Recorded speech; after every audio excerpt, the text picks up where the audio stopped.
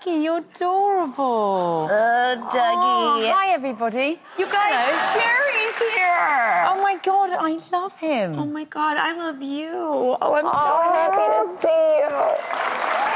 Oh, I don't want to do your makeup. It's so nice to see you. Wait a minute. This is an excuse to see Drew. I know. You guys, we met in Austin, and we were driving around, and we talked about all things female. Like, we talked about dating and body stuff and, you know, like, just everything. And you made me feel so comfortable and safe. And you were such a good girlfriend. This weekend, I got to see a dear old friend, and I'm not name dropping, but Kate Hudson. Okay. And I know. You just know her. It was so fun. I get it. And she was talking about how wonderful it is to not just be one thing. Well, absolutely. You're the biggest singer and a huge writer. You know, it's like you can. Yeah.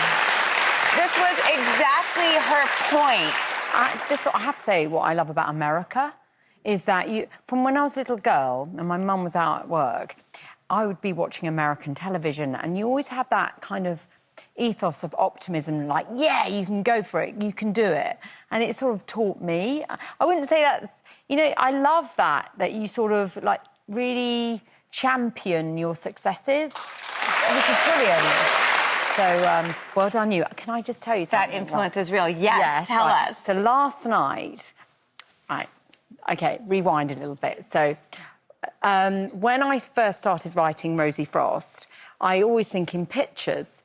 And I thought, oh, who would I get to play her? And I did say, oh, a young Drew Barrymore, because when you were acting, it was always very real. Thank you. And sort of relatable, that you think, oh, you're a hero. And then I was thinking, oh, I'm just going to watch one of her movies. So I started watching Ever After again last night. Oh, my God! Yeah. Your English accent. Yes! It's really good. It was okay? Yeah, it's very, very good. You were really good in it. Oh, my God, I love that. you. That's sort of very... It's in its own lane as a fairy tale. Yes, it is really, very unique. Okay, Rosie Frost is that. Is it being made into a film? Is the rights have been bought, right? Yes. It's very exciting. I'm very excited.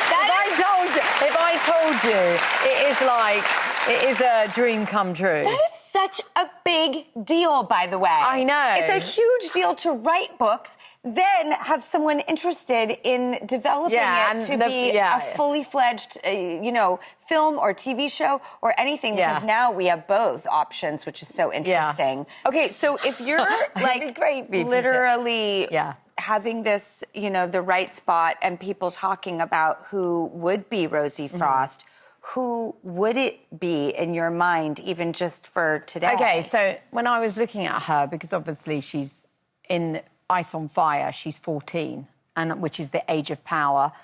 When you really come into your own. Yeah. And it's in the backdrop of conservation, adventure, murder. But what you're looking for is the characters that are really real, unairbrushed. And so I was thinking, wouldn't it be great to find a young Drew Barrymore? That'd be great. I wish I could shrink myself. Yeah. Your daughter acting. I was thinking, that's who I had in my mind. Or the girl from Stranger Things, Max. The red hair. Sadie Sink. I think now she might be too old to play her. But someone that's just, has that burning heart and that's real, but very exciting. Can you imagine, right? So if you visualise something, you have a dream. I swear to you, this is such a dream. When I was writing, I was thinking, I want this to be a movie. And I always wanted it to be a trilogy as well. And so for those dreams to materialise, it's just like, I'm so grateful. And the way America have been so embracing of her. Yeah, I really like Americans. How did Rosie come to you in the first place? Because you are all about girl power. You're synonymous with girl power. I think it's finding that character that you connect with. But we talk about, female empowerment, but I think it's for everyone. It's inner power. So whatever, you know, a boy or girl, we all need, you know, pulling each other up sometimes. Yeah. And then if you can see it, you can be it. I wrote Rosie because for anyone that felt bullied in their life or want to find their power, then I go, do you know what? That drives me on. So, yeah, I'm not going to do it perfectly, but I know it's for you and it's for us. Does that make sense? And therefore... So much sense! Yeah. I love that! Yeah. It gives you a superpower. Okay. We have to go to a quick commercial break, but when we come back, we're going to go down memory lane and play my favorite game, Memory Bank, and look at old photos and where were you, what's going on.